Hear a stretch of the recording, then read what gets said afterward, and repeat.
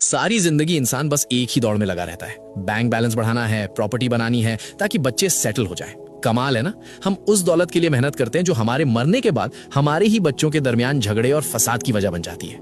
लोग कहते हैं इतना नाम कमाओ कि मरने के बाद दुनिया याद रखे। अरे भाई, दुनिया के याद रखने से कब्र में एसी नहीं लग जाता। दुनिया 2 दिन रोएगी, तीसरे दिन बिरयानी खाएगी और भूल जाएगी। असली इन्वेस्टमेंट वो नहीं जो बैंक में पड़ा है, बल्कि वो है जो आपके जाने के बाद भी आपके खाते में करेंसी यानी नेकियां भेजता रहे। अब जरा हकीकत सुनिए और गौर फरमाइए।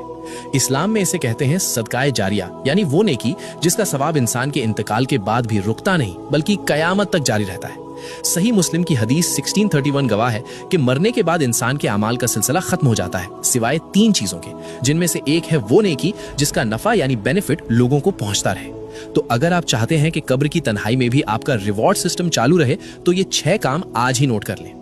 कुरान पाक, किसी को कुरान मजीद तोहफे में दे। जब जब वो पढ़ेगा हर हर्फ पे आपको सवाब मिलेगा। व्हील चेयर, किसी अस्पताल में मरीजों के लिए व्हील चेयर डोनेट कर दें। जब तक कोई लाचार या बीमार उसे इस्तेमाल करेगा आपका खाता चलता रहेगा। मस्जिद की तामीर में हिस्सा लें, ईंट रख दें या पंखा लगवा दें, ये अल्लाह का घर है, यहाँ इन्वेस्टमेंट कभी डूबती नहीं।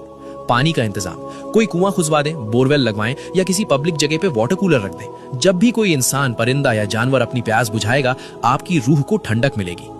दरख्त, एक पौधा लगा दें। जब भी कोई उसके साए में बैठेगा या उसका फल खाएगा वो आपके लिए सदका बन जाएगा। और छठा रास्ता, जो इन सब में सबसे आसान है, वो है इल्म फैलाना। जैसे कि अभी आप ये पैगाम सुन रहे हैं। याद रखिए, कब्र का अंधेरा बहुत खौफनाक है। वहां कोई दोस्त, कोई रिश्तेदार, कोई बैंक बैलेंस काम नहीं आएगा। वहां सिर्फ यही छोटी छोटी नेकियां चिराग बनकर जलेंगी। मौत का कोई कैलेंडर नहीं होता, बुलावा कभी भी आ सकता है, इसलिए इंतजार मत कीजिए। ये छठा काम अभी करें।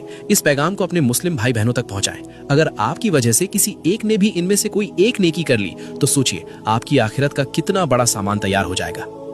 आज आपने अपनी आखिरत के लिए क्या भेजा? कमेंट में अल्हम्दुलिल्लाह लिखें और शेयर जरूर करें।